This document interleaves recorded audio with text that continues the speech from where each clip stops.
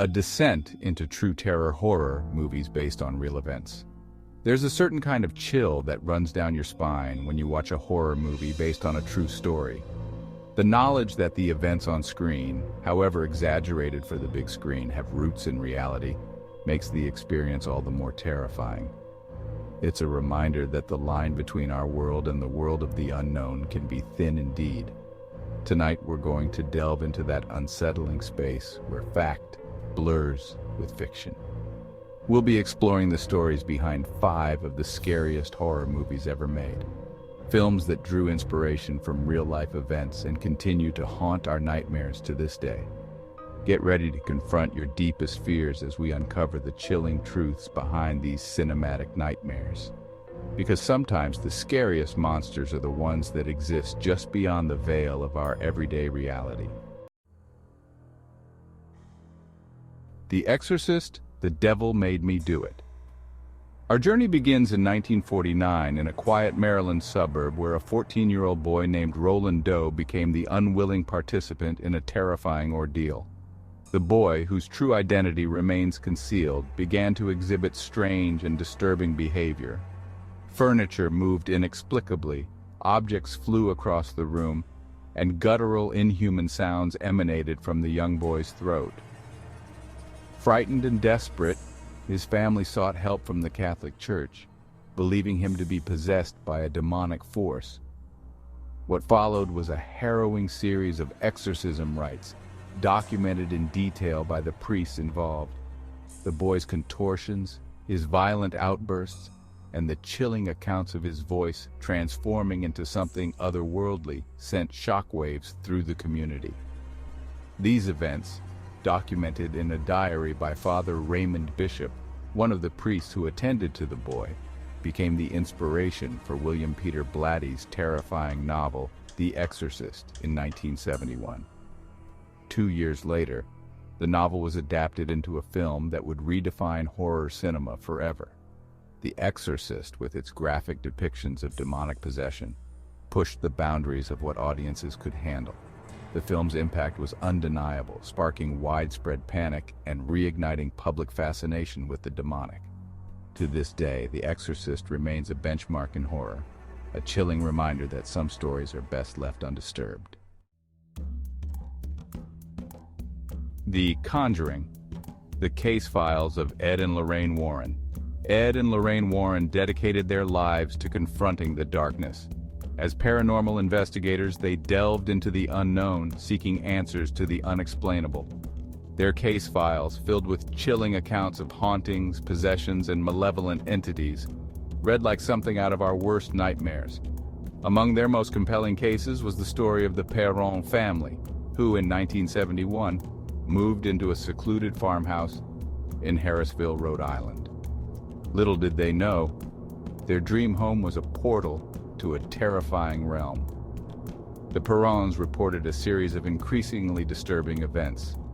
Whispers in the dead of night, unseen hands tugging at the children, and a malevolent presence that seemed to grow stronger with each passing day.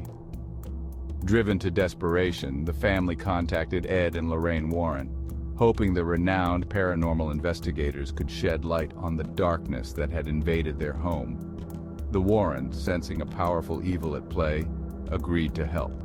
What followed was a terrifying battle against unseen forces, a desperate struggle to free the Perron family from the clutches of the spirits that haunted their home. The Warrens' chilling investigation of the Perron family's haunting serves as the terrifying basis for The Conjuring, a film that launched a sprawling franchise and reignited our fascination with the paranormal. The film's success lies in its ability to tap into our deepest fears, reminding us that some doors are best left unopened and some secrets are best left buried. Chapter 3. The Amityville Horror, A House Possessed. In 1974, the Lutz family moved into a spacious Dutch colonial house at 112 Ocean Avenue in Amityville, New York. They were a young family, full of hope and dreams for the future, but their idyllic life in their new home would soon descend into a nightmare. From the moment they stepped inside, The Lutz family was plagued by strange and unsettling occurrences. Foul odors permeated the air, despite their best efforts to air out the house. Green slime oozed from the walls, and swarms of flies appeared seemingly out of nowhere.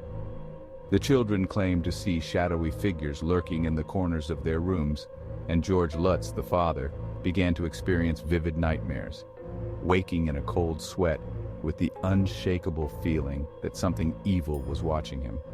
The family's 28-day descent into terror culminated in a frantic escape from their home, leaving behind their belongings and their sanity in the process. The Lutz family's account of their time at 112 Ocean Avenue became a media sensation, recounted in Jay Anson's chilling book, The Amityville Horror. The book, a fictionalized account of the family's experience, became a bestseller, spawning a series of films, documentaries, and countless debates about the veracity of the Lutz family's claims. Whether you believe their story or dismiss it as a clever hoax, there's no denying the chilling power of the Amityville Horror, a story that continues to fascinate and terrify audiences to this day. It serves as a chilling reminder that sometimes the most ordinary-looking houses can harbor the darkest secrets. Chapter 4. A Nightmare on Elm Street. The Man Who Haunts Your Dreams. Sleep, a time for rest and rejuvenation, becomes a living nightmare in Wes Craven's A Nightmare on Elm Street. The film introduced the world of Freddy Krueger, a disfigured child killer, who returns from the grave to terrorize the teenagers of Springwood in their dreams. While the character of Freddy Krueger is a product of Craven's imagination, the film's premise is rooted in a series of real-life events that are as disturbing as they are mysterious. In the early 1980s, newspapers reported a string of deaths in Southeast Asia, primarily among male refugees from the Hmong people of Laos. The victims, young and seemingly healthy, died in their sleep after experiencing terrifying nightmares. Medical professionals were baffled, unable to pinpoint a cause of death. The victims, they said, had simply died of fright. The phenomenon, dubbed Asian death syndrome or sudden unexplained nocturnal death syndrome, SUNDES, remains a medical mystery to this day. Wes Craven, upon reading about these cases, was struck by the idea of a killer who could invade your dreams, a place where you are at your most vulnerable.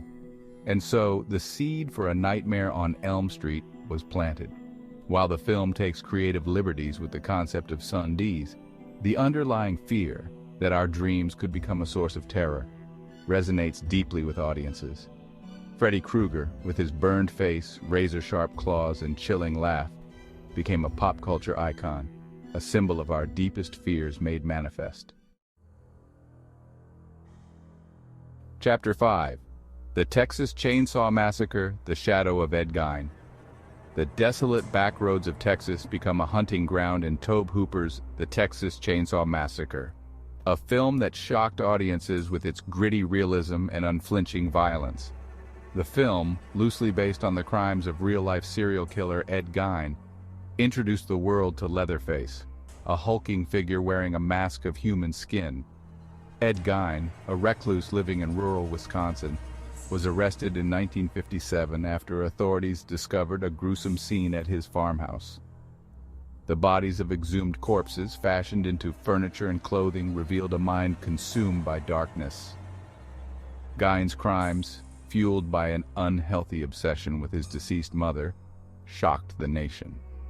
He became a macabre inspiration for writers and filmmakers, his depravity too disturbing to ignore. Tobe Hooper, while not directly adapting Gein's crimes, drew inspiration from the killer's morbid fascination with human remains.